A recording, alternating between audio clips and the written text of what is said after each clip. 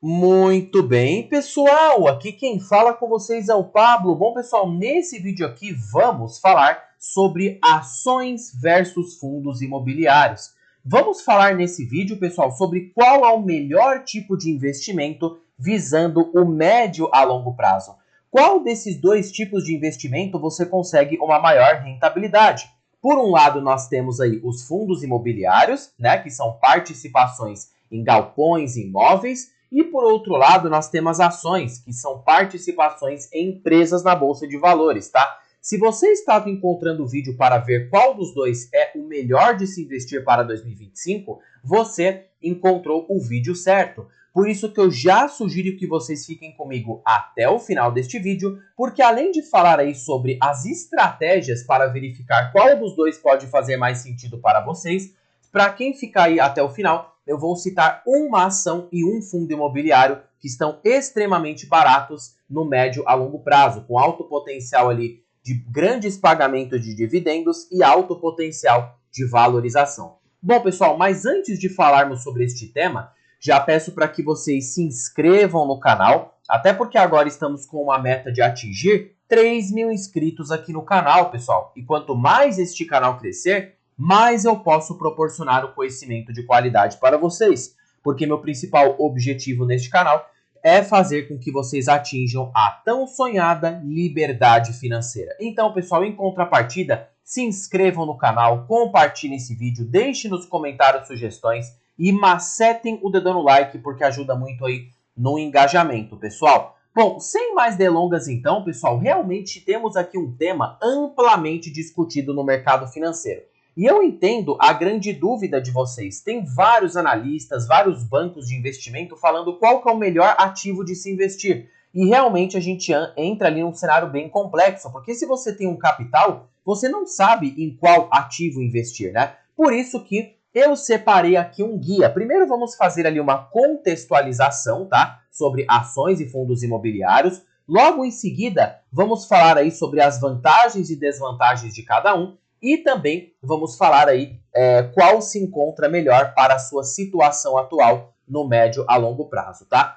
Contextualizando um pouco aqui sobre esses dois, pessoal, primeiro com as ações, né? As ações, o que elas são, né? São partes de um capital de uma empresa, ou seja, basicamente você tem participações societárias em uma empresa. E aí as ações, o que acontece com elas são, vou pegar aqui como, por exemplo, as ações da Petrobras, tá? Você pode ganhar tanto com o pagamento de dividendos que essa ação te proporciona e também tanto aí, né, com a valorização. Se a ação, por exemplo, sobe ali 10%, você ganha ali com ganho de capital. Então, se você tem 100 mil, a ação subiu 10%, você ganhou 10 mil reais. Somando com os dividendos, você ganha ali um valor extremamente alto, tá?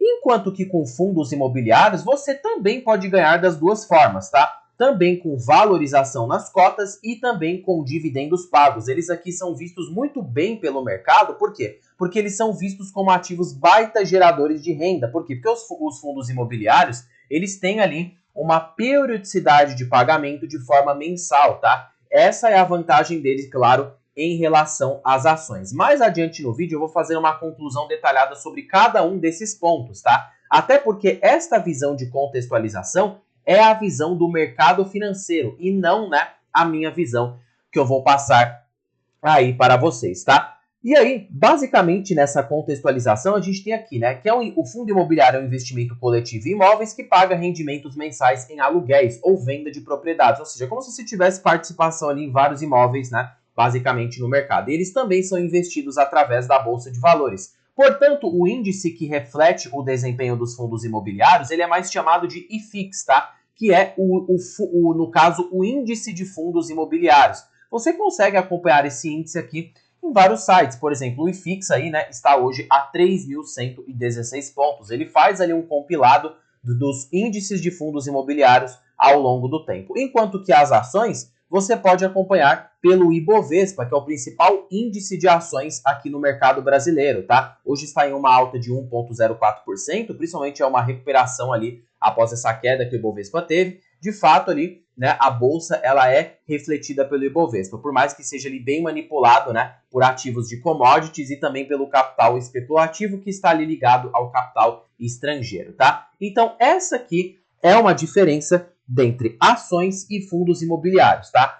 Aí, agora, a gente entra numa parte que é bastante interessante, que é a parte de rentabilidade. Essa daqui, pessoal, mais uma vez, é a visão do mercado, tá? De acordo com a visão do mercado, as ações geralmente têm maior potencial de crescimento no longo prazo. Isso aqui não é mentira, tá? Geralmente, uma carteira com boas ações, você tende a performar melhor do que uma carteira de fundos imobiliários. Mas diz o mercado que elas são mais arriscadas. E eu já vou aplicar aqui a minha conclusão a este argumento, tá? Então vamos voltar aqui mais adiante. Os fundos imobiliários, por outro lado, oferecem retornos mensais mais previsíveis, portanto, eles têm ali uma probabilidade de rentabilidade menor, né? Até porque as empresas, elas conseguem crescer mais no médio e longo prazo do que um fundo imobiliário, que acaba tendo um crescimento bastante limitado por ser um imóvel, um galpão logístico, mais ou menos, né? Enquanto empresas, elas crescem ali por alta demanda, por vendas e por crescimento na economia, né?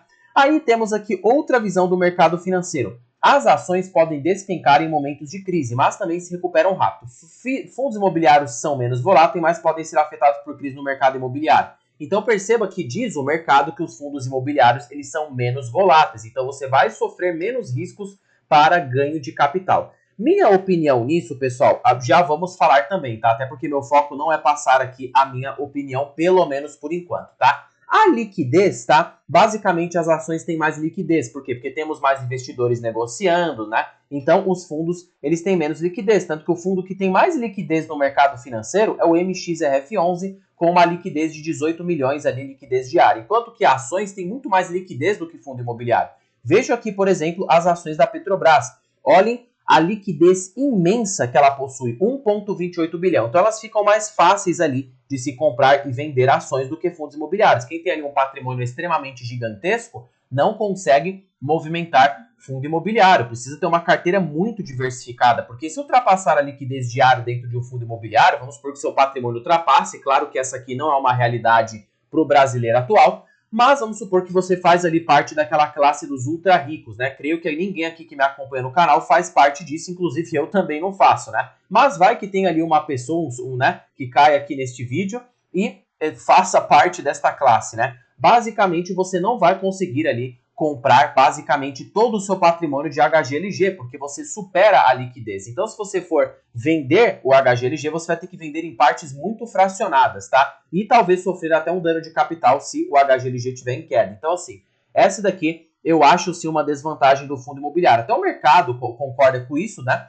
De que as ações têm mais liquidez, então isso aqui é muito melhor, né? E você pode vendê-las rapidamente. Já os FIIs podem demorar mais para encontrar compradores dependendo da demanda. Então, assim, pessoal, essa daqui é a visão do mercado financeiro a respeito de ações e fundos imobiliários. Agora a gente vai voltar tudo de novo e eu vou dar o meu parecer para vocês, como com a experiência que eu tenho no mercado financeiro, pelas questões que eu estudo e até por visões de grandes investidores. Primeiro ponto que eu quero que vocês façam uma reflexão, tá? Muito bem, você tem um patrimônio, você quer crescimento, valorização e dividendos. Aí você vai fazer essa distinção, né? Ah, eu vou colocar uma parte ali em fundos imobiliários, vou colocar uma parte em ações, mas pessoal, vamos ser sinceros aqui com vocês, eu não quero parecer aqui muito sensacionalista, tá? De apenas ali pegar, de que você vai ser ultra bilionário. Mas, por exemplo, nenhum bilionário investe em fundo imobiliário. Isso aqui é um fato que a gente tem que aderir, pessoal. Por quê? Porque as ações, tecnicamente, né, elas conseguem ter o mesmo benefício do fundo imobiliário. Como assim, Pablo, se fundo imobiliário paga mensal? Peguem, por exemplo, aqui as ações do Banco do Brasil e comparem diretamente com o MXRF11, tá? As ações do Banco do Brasil hoje estão performando um dividendo extremamente parecido com o MXRF11 na cotação atual. Pegando aqui o quanto de dividendos que o Banco do Brasil tem projetado para o ano de 2025, até porque o mercado projeta um crescimento de lucros, tá? Podemos presumir R$ 2,90 por ação. Na cotação que o Banco do Brasil está hoje, ele pode proporcionar um provento similar ao de MXRF11. Então, para dividendos, isso aqui de que fundo imobiliário pode proporcionar mais acaba sendo bem relativo. Mas os fundos pagam mensal. Mas, pessoal, Banco do Brasil paga de maneira trimestral. A única coisa que vai mudar na sua trajetória de investimento vai ser que você vai receber o dividendo de em 3 meses. Então, tecnicamente, vai acabar dando no mesmo. Futuramente, quando você for viver desses rendimentos, você vai fazer um planejamento para o seguinte, tá? Eu vou separar 3 em 3 meses para receber uma bolada e organizar para os meses seguintes. Então isso aqui não é um impeditivo para você ter só fundos imobiliários na sua carteira, porque as ações você também consegue, pelo menos aí, projetar uma renda até de quase forma mensal. Tendo ali 3 ações que pagam em meses distintos, você já consegue conseguir uma renda bastante elevada, tá? E aí pode até se equiparar e até superar a renda de um fundo imobiliário, porque aqui eu vou entrar numa outra questão. Além de, no curto prazo, o Banco do Brasil estar pagando mais dividendos do que MXRF11, as ações elas têm uma vantagem em relação aos fundos imobiliários que eles não possuem, que é o quê? A volatilidade. Pablo, pelo amor de Deus, a volatilidade ele é um risco? Não, pessoal, na verdade ele é uma oportunidade. Por quê? Porque vamos supor que uma ação de uma boa empresa caia e o lucro da empresa continue a mesma coisa. Basicamente, o dividend yield da ação vai aumentar. E esse lucro tende a ser crescente no longo prazo. Por exemplo, ó, quem tem ações ali do Banco do Brasil há basicamente 5 anos atrás, hoje tem um dividend yield muito superior ao de um fundo imobiliário. Peguem aqui, por exemplo, o yield projetivo e dividam pelo quanto que o Banco do Brasil já chegou a custar, já chegou aqui a R$11. Pessoal, esse investidor tem um yield de 24,5% nas ações do banco para quem comprou ali em 2021, né, 2022.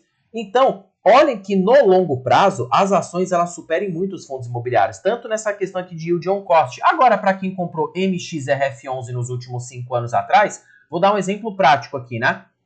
Comprou ali a R$6 mais ou menos. O fundo ele está mantendo apenas o mesmo dividendo do que ele paga há mais ou menos ali, né? 5 anos atrás, se nós pegarmos aqui o gráfico, ele paga ali a mesma coisa. Ó. Vamos colocar aqui, né? O yield que no caso o MXRF11 pagava no ano de 2020, tá? Aqui, o mesmo provento de hoje, R$1. Então, R$1 dividido por 6, você recebia, né? Basicamente ali naquele ano, 16%. Hoje você recebe esses mesmos R$1 na cotação que está hoje, você recebe quanto? Menos, porque a cota se valorizou. Então você recebe 10,6. Enquanto que para quem comprou o Banco do Brasil, está conseguindo um dividendo maior, porque a ação se valorizou, tá, no período, ou seja, gerou um ganho de capital maior do que o MXRF11. Quando o MXRF11 valorizou aqui, vai aos 40% no período, o Banco do Brasil se valorizou quase 100%, saltando aqui de R$11 para essa faixa de 27. Colocando aqui na conta, tá? Banco do Brasil entregou um ganho de capital, se a gente verificar só em cotação, de mais ou menos ali 145% de alta, mais o quê? Mais o aumento do dividendo. Então, pessoal, MXRF11 não conseguiu bater essa rentabilidade. Uma vantagem para as ações, a volatilidade. Às vezes o mercado acaba exagerando na queda e você consegue comprar essa ação extremamente barata e conseguir uma renda até maior do que de um fundo imobiliário. Então, vocês viram esse paradigma que o mercado coloca? Minha conclusão, a volatilidade, em muitos dos casos, quando se pega empresas boas, ela acaba sendo a sua amiga ao invés da sua inimiga, tá? Outra conclusão que eu quero falar para vocês, a própria rentabilidade, tá? Pessoal, não tem como, pessoal. A rentabilidade das ações é muito maior. Por quê? Porque fundo imobiliário, ao meu ver, são ativos de renda variável com risco de renda fixa. Ah, Pablo, mas para, o fundo se desvaloriza muito menos, você tem certeza? Olhem só o caso de HCTR11, tá? Ó, HCTR11 no último mês se desvalorizou 25%, foi uma queda maior do que uma ação, inclusive, tá? No ano, se desvalorizou 48,57%. Quer dizer o quê? Que quem colheu dividendos desse fundo está no 0 a 0, tá até perdendo para a inflação no período. Então, pessoal, essa historinha de que fundo imobiliário tem menos volatilidade que as ações, revejam muito bem essa visão do mercado, porque tem, em alguns casos, tem até mais volatilidade. Enquanto que Banco do Brasil despencou 8%, ele despencou 40%. Isso aqui foi associado, de fato, a uma perda de fundamentos no fundo. Não foi que nem Banco do Brasil que se desvalorizou por uma queda acentuada no mercado.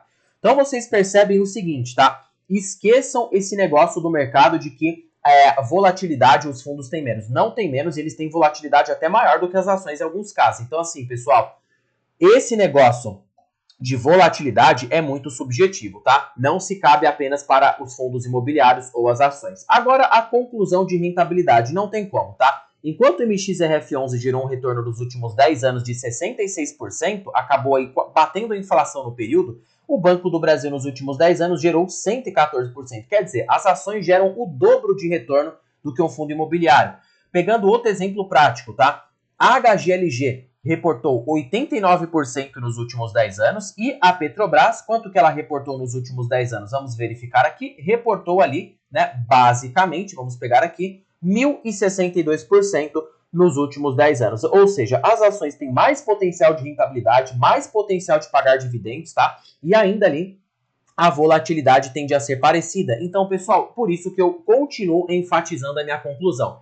Fundos imobiliários são ativos de renda variável com risco de, basicamente, né, ativos de renda fixa, porque não tem ali um dividendo tão crescente, com risco de renda variável, pessoal. Não tem como, né? Vamos cair aqui na realidade. Agora, tá? Muitos podem falar que fundos oferecem um retorno mais previsível, mas, pessoal, isso aqui, na verdade, se trata de uma ilusão. Porque se ele paga proventos mensais, temos ações que podem pagar trimestrais, que vai dar basicamente no mesmo, de forma crescente e que estejam baratas. Então, pessoal, trazendo a minha visão aqui para vocês de ações versus fundos imobiliários, eu fico com as ações. Até para quem já tem patrimônios elevados. Se eu quisesse não correr risco nenhum, eu comprava ali um título de renda fixa, que hoje aí está dando de retorno de 13% a 14% ao ano, dá um retorno até superior ao de um fundo imobiliário, tá? Enquanto que as ações oferecem retornos ali que podem superar largamente a renda fixa e os fundos imobiliários. Por isso que sim, eu prefiro ações justamente pelo potencial de crescimento dessas empresas, tanto de crescimento no lucro, como também de valorização, que me gera um ganho de capital bastante interessante, tá? E aí, conclusão aqui minha, tá? Essa é minha conclusão particular. Você pode pensar diferente. Inclusive, eu deixo vocês à vontade aí nos comentários para me darem ali a visão de vocês, tá? Vou sempre respeitar e, claro, vou enfatizar de que fundos imobiliários perdem no longo prazo para as ações. Isso aqui já é óbvio, tá? Agora, como prometido para você que ficou comigo até o final deste vídeo, eu vou citar para vocês aí 2 fundos imobiliários ali bons e baratos e 2 ações boas e baratas, tá? Nada mais é do que os que já estão presentes nesse vídeo. O MXRF11, para mim, é um fundo que está descontado. Está levemente abaixo do seu valor patrimonial, está pagando bons proventos, tá? Então, colocando aqui na lupa, ele é um bom fundo imobiliário, que eu acho que tem ali indicadores bastante interessantes, tá? Não vejo tanta expectativa de valorização para ele, mas é ali um fundo imobiliário, né? Que basicamente se manteve bastante instável, né? Foi um dos fundos imobiliários mais vencedores do mercado financeiro, então acredito que irá continuar bastante resiliente. O outro caso também é de HGLG, que também ali, né, se encontra descontado, 0,99 de preço sobre valor patrimonial. Para mim, é um fundo imobiliário também que possui uma boa taxa de vacância, pouca taxa de administração, é um fundo ali, né, de tijolo que acaba sendo muito seguro do que outros tipos de fundos ali que são mais arriscados, né, e tem ali um bom portfólio bem diversificado, mas, né, não tem tanto potencial de alta. Para mim fica ali um potencial mais de geração de renda passiva no médio a longo prazo.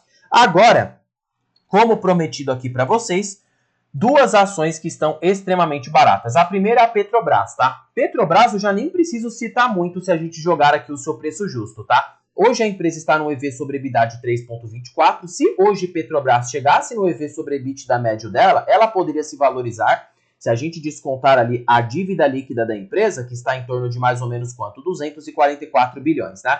Basicamente, Petrobras poderia se valorizar hoje ali até R$ 84 para chegar à sua precificação justa, dividido pela cotação que ela está agora, temos um potencial de valorização de 132% para as ações de Petrobras, ou seja, um potencial de alta bem forte, tá? Fora os dividendos, que com o EBITDA ali projetado de 300 bilhões, sobre o valor de mercado que ela tem hoje ali na Bolsa de Valores, que está de 504 bilhões, temos um EBITDA projetivo, um dividend yield projetivo de quase 60%, que dá aí mais ou menos, né, 14,8% ao ano de forma composta em dividendos. Então, pessoal, esquece isso, tá? Percebam que temos uma empresa com mais potencial de retorno e ainda com dividend yield maior. Claro que o risco em Petrobras é maior e você deve estar se questionando isso. Por isso que a gente entra aqui com o Banco do Brasil, que basicamente o risco é quase nulo, tá? É um banco que é bastante perene, tem uma carteira de crédito bastante defensiva, tem potencial de valorização e bons pagamentos de proventos. Primeiro que o Banco do Brasil, neste patamar de preço hoje, pessoal, se nós verificarmos aqui, está a um preço sobre lucro muito baixo. 139 bilhões dividido por 37, temos um preço sobre lucro de 3,75. Nas cotações atuais, Banco do Brasil pode gerar ali de dividendos, né? Multiplicado aqui por 42%, pode gerar ali 11,2% de yield no curto prazo e com perspectiva de crescimento no médio e longo prazo. Fora que Banco do Brasil hoje está muito barato, com potencial de valorização já no curto prazo. Se a gente pegar aqui o valor patrimonial da ação e dividir ali, né, pela cotação atual, só para Banco do Brasil chegar ali no seu valor patrimonial, ele já tem um potencial de alta de 32,14%. E colocando aqui a precificação justa nas ações, pegando ali 6,45 de LPA, multiplicado por um VPA que está de 31,56, como a gente verificou, né? Preço justo de 67,67 significa que Banco do Brasil tem um potencial de valorização de aproximadamente quanto? 183%, mais bons pagamentos de dividendos. Então assim, pessoal, vocês ainda continuam acreditando? Claro, vocês são livres para ter as suas opiniões. Mas, pessoal, vamos ser realistas aqui. Eu mostrei para vocês por dados de que não tem como. As ações têm um potencial muito alto. E essa ilusão que o mercado